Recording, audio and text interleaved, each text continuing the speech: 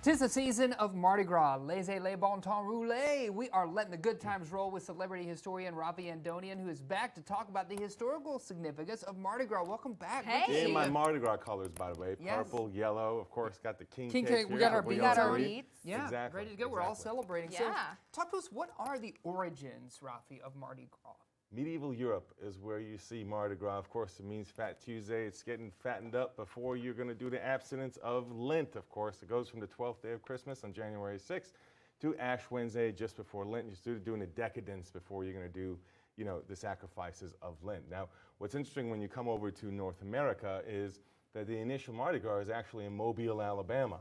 And from Mobile, Alabama, it will eventually get outlawed, if you will, or kind of fizzles out. It does get outlawed. There's all these kind of, controversies around it.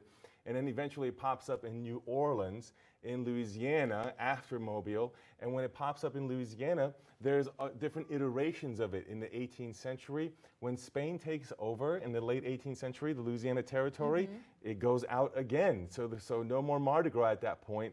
It comes back under United States when the Louisiana Territory becomes part of the United States in the early 1800s.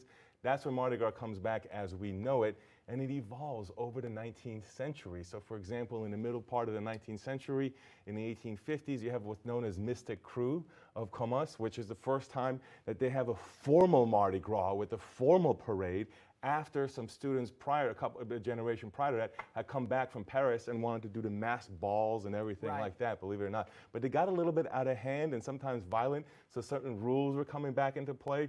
And then eventually in the 1870s, you have Rex, one of the other famous crews of Mardi Gras, which puts a king in place for the first time over the ceremonies. And the reason that matters is because that's where you get the colors of Mardi Gras. It was to honor the Russian Duke who was visiting Mardi Gras. First time you have daytime parades in the 1870s to honor him. And these colors, the purple, yellow, and green, were there to honor the family's coat of arms of the visiting Russian Duke. That's how you get those colors.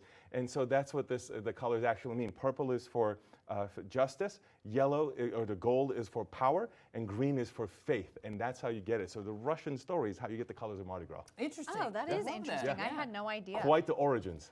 So let's talk about kind of the French influence in Arkansas. So how has that kind of, how have they influenced our state? Some of the earliest settlements of European descent are of course French, right?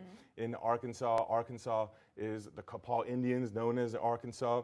And what's interesting is the Kapaw Indians often allied with the French very closely. So they made alliances in military, in trade. They even teamed up against the English, the French versus the English. They even intermarried. One of the Kapaw chiefs was half French and half Kapaw, for example. So there's a lot of close alliance. So again, you go back to the Spanish. When the Spanish take over the Louisiana Territory, just like they didn't like Mardi Gras, they didn't like the Kapaw.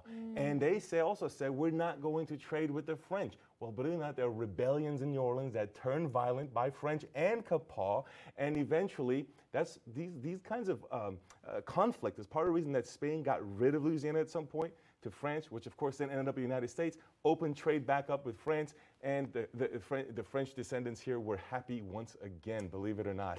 Here, let me drop a fact on you about Arkansas and the French influence, because I was in an Arkansas history play for several years. So the name Arkansas is a French pronunciation of a Native American word. That's how we got the name of our state. And it really has nothing to do with the state of Kansas, although they are similar words, but the word Arkansas is entirely different than any of that. So, that's right, anyway. That's right. Yeah, it's a French pronunciation of a Kapaw term. Yeah, there you go.